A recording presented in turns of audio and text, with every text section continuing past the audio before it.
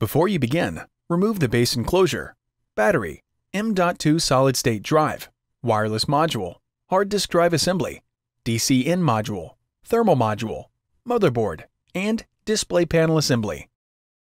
Removal. Carefully separate the inside edges of the display bezel from the top, sides, and bottom to disengage it from the display enclosure. Important: the edges of the display bezel are held in place with adhesive. Take care when removing them from the display enclosure. It may be necessary to use a non-metallic, flat-bladed tool to aid in the removal. Lift the display bezel off of the display enclosure and remove. Reverse this procedure to install the display bezel.